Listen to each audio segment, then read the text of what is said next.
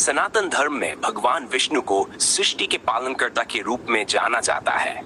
जब जब पृथ्वी पर पाप, अधर्म और अन्याय का बोझ पड़ता है, तब तब भगवान विष्णु किसी न किसी रूप में अवतार लेकर संसार की रक्षा करते हैं। उनके इन दिव्य अवतारों को दशावतार कहा जाता है, जिनमें पहला अवतार है मत्स्य अवतार, अर्थात मछली रूप में भगवान का प्रकट होना। मत्स्य अवतार का उद्देश्य केवल धरती की रक्षा करना नहीं था, बल्कि संपूर्ण सृष्टि की रक्षा करना था। यह अवतार मुख्य रूप से एक महाप्रलय से संबंधित है, जिसमें संपूर्ण ब्रह्मांड जलमग्न हो गया था। भगवान ने मत्स्य रूप में आकर वेदों की रक्षा की, मनु मानव जाति के आदि पुरुष को सुरक्षित रखा और नई सृष्टि के लिए बीज बचाए। पौराणिक कथा के अनुसार सत्य युग में एक बार एक महान तपस्वी और धर्मात्मा राजा सत्यव्रत, जो आगे चलकर वैवस्वत मनु बने, गंगा नदी के किनारे तपस्या कर रहे थे।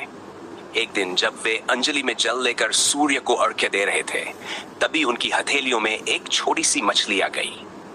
मछली ने उनसे प्रार्थना की, राजन, कृपया मेरी रक्षा करें, बड़ी मछलियां मुझे खा जाएंगी। राजा को उस मछली पर दया आ गई और उन्होंने उसे अपने कमंडल में रख लिया। लेकिन आश्चर्य की बात यह थी कि वह मछली तेजी से बढ़ने लगी। राजा ने उसे पहले कमंडल से निकाला और एक घड़े में रखा, फिर वह भी छोटा पड़ गया। फिर उसे तालाब में डाला, वह भी छोटा लगने लगा। अंततः राजा ने उसे समुद्र में छोड़ना चाहा, पर मछली ने कहा, राजन, मैं कोई साधारण मछली नहीं हूं, मैं स्वयं विष्णु हूं। मैं तुम्हें आने वाले प्रलय से बचाने के लिए आया हूं। प्रलय की चेतावनी। भगवान विष्णु ने राजा सत्यव्रत को बताया कि 7 दिनों के भीतर एक भयंकर जल प्रलय आने वाला है, जिसमें संपूर्ण धरती डूब जाएगी। उन्होंने राजा को निर्देश दिया कि वे एक विशाल नौका बनवाएं और उसमें सभी जीव जंतुओं की जातियों के जोड़े, सप्तर्षियों, औषधियों और अन्न के बीज एकत्र करें। राजा ने वैसा ही किया। 7वें दिन जब प्रलय आरंभ हुआ, चारों ओर जल ही जल फैल गया। उस समय भगवान विष्णु एक विशाल मत्स्य मछली के रूप में प्रकट हुए। उनके सिर पर एक सींग था, जिससे राजा ने नौका को बांध दिया। मत्स्य भगवान ने नौका को विशाल समुद्र में सुरक्षित रूप से ले जाया। हयग्रीव का वध और वेदों की रक्षा।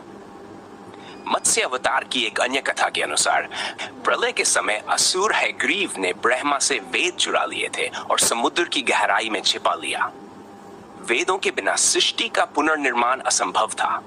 भगवान विष्णु ने मत्स्य रूप में समुद्र में जाकर हयग्रीव का वध किया और वेदों को पुनः ब्रह्मा को सौंपा।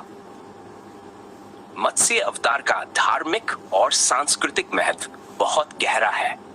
यह अवतार न केवल प्रलय से रक्षा का प्रतीक है, बल्कि यह भी दर्शाता है कि भगवान हर युग में, हर परिस्थिति में अपनी सृष्टि की रक्षा करने आते हैं।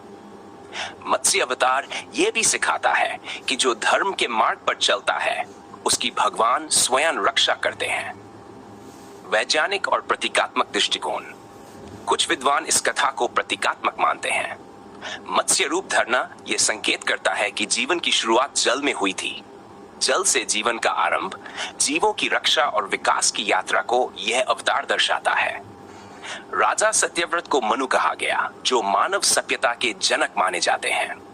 ये कथा नूह की कथा जैसी भी प्रतीत होती है, जिससे यह स्पष्ट होता है कि प्रलय की अवधारणा विश्व की कई सभ्यताओं में रही है। हिंदू धर्म ग्रंथों में उल्लेख, मत्स्य अवतार का उल्लेख श्रीमद् भागवत महापुराण, मत्स्य पुराण, महाभारत और अन्य धर्म ग्रंथों में विस्तार से मिलता है। मत्स्य पुराण में तो भगवान के इस रूप को ही प्रधान रूप माना गया है। चित्रण और मूर्तियां।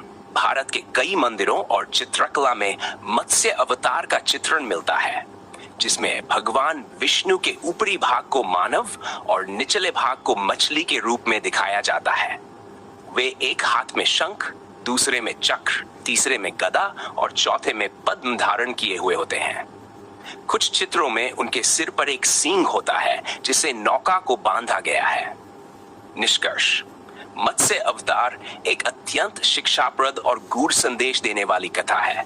यह अवतार दर्शाता है कि भगवान किसी भी रूप में आकर अपने भक्तों और सृष्टि की रक्षा कर सकते हैं। यह हमें प्रकृति की शक्ति, मानवता की पुनर्स्थापना और धर्म की रक्षा का संदेश देता है। मत्स्य अवतार की यह कथा केवल एक पौराणिक घटना नहीं, बल्कि यह आज भी प्रासंगिक है। जब भी संकट आता है, आशा की एक नौका होती है जिसे खींचने वाला कोई मत्स्य भगवान अवश्य होता है।